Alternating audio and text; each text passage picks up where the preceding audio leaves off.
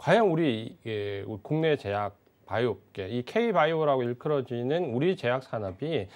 글로벌하게 지금 이제 두 분은 다 글로벌 회사 임원으로 계시는데, 과연 이제 글로벌 회사의 시각에서 우리 K바이오 산업을 어느 정도로 보고 있고 지금 상황이 어떻는지 아마 우리 시청자분들께서 이 부분이 가장 제일 중요하실 겁니다. 우리가 이제 알고 있는 대로 대부분 우리나라가 그 메인으로 생각하는 산업 쪽에서 한국이 손대면 통상 이제 우리가 얘기하는 게 글로벌 쉐어 10% 얘기를 많이 합니다. 그러니까 우리가 주력으로 삼는 대부분의 업종은 글로벌 쉐어가 10% 넘고 IT 산업 같은 경우는 뭐 40% 이상에 육박하는데, 사실 이 K바이오는 올해 중반까지 글로벌 쉐어가 대한민국 1%밖에 안 됩니다. 그러니까 이게 하나의 위기이기도 하고 또 하나의 기회 요인이기도 한데, 이제 이 부분에서 좀 집중적으로 여쭤보도록 하겠습니다. 먼저 이제 좀 전에 그 K바이오에서 말씀하신 우리 노 전무님께 한번 여쭤보겠습니다. 사실 좀 객관적인 시각으로 과연 우리 K바이오 업체들 글로벌하게 입지가 어느 정도 되는가요? 제가 좀 전에 말씀드렸지만 신약에 대한 투자는 긍정적입니다. 하지만 아직은 글로벌 차원에서 결과를 만들어내기에는 시간이 좀 더 필요하다고 생각합니다.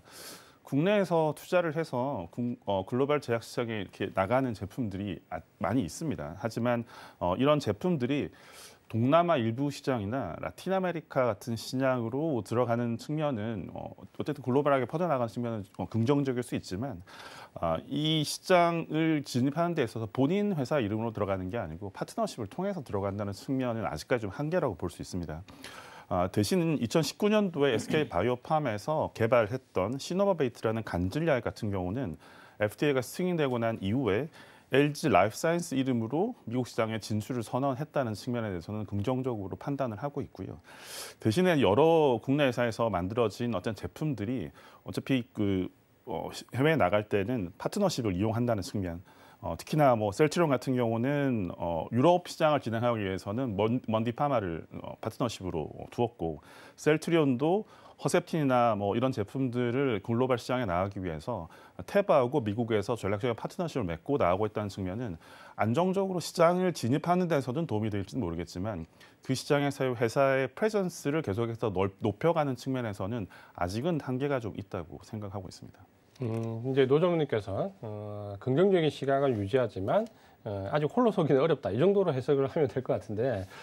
사실 우리 시청자들 궁금한 부분은 뭐 신약과 관련된 부분에서 어떻게 보면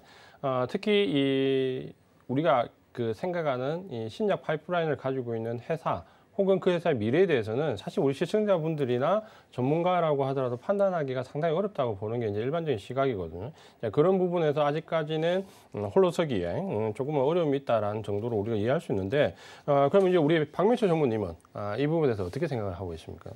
뭐 저도 굉장히 긍정적으로 보고 있고, 처음에 이제 제가 이쪽 제약이든 바이오 쪽에 처음에 이제 일을 시작할 때 비하면은 지금의 이제 한국의 어떤 K바이오는 상당히 많은 부분에서 큰 성장을 이뤘다고 좀 생각합니다. 또한 특히 이번 이제 코로나 사태로 더욱더 이제 어떤 한국 바이오 제약의 어떤 존재감은 몇 단계 더 올라가지 않았나 생각을 합니다. 사실 셀트리온, 삼성 바이오로직스, 뭐 SK 바이오사이언스는 이번 코로나 사태 이전부터 사실 바이오시밀러라는 이제 시장에서 그 명성을 만들어가고 있고, 사실 삼성 바이오로직스나 셀트리온들은 이미 유럽이나 미국에서는 여러 가지 약들을 출시해서 판매도 하고 있는 상황이기 때문에 간단하게 이 코로나 시장에서 바이오시밀러의 어떤 위치가 현재 과거보다 많이 올라갔다라는 점 플러스, 또한 이제 이번 사태로 백신 제조의 어떤 글로벌 허브로서도 한국이 그 역할을 충분히 해낼 수 있다라는 가능성도 보여준 것 같아서 굉장히 의미가 큰 한 해였던 것 같습니다. 그리고 물론 제가 언급드린 지금 회사 3개밖에 언급 안 드렸지만 그 외에도 지금 상당히 많은 회사들이 이쪽 K바이오에 지금 기여를 하고 있고, 그러나 제가 이제 말씀드리고 싶은 부분은 다른 분야, 어떤 제조업이나 어떤 반도체 부분도 이미 다 잘 아시겠지만, 이런 생산, 만드는 기술도 중요하지만 궁극적으로는 자체 신약을 개발할 수 있는 역량, 능력을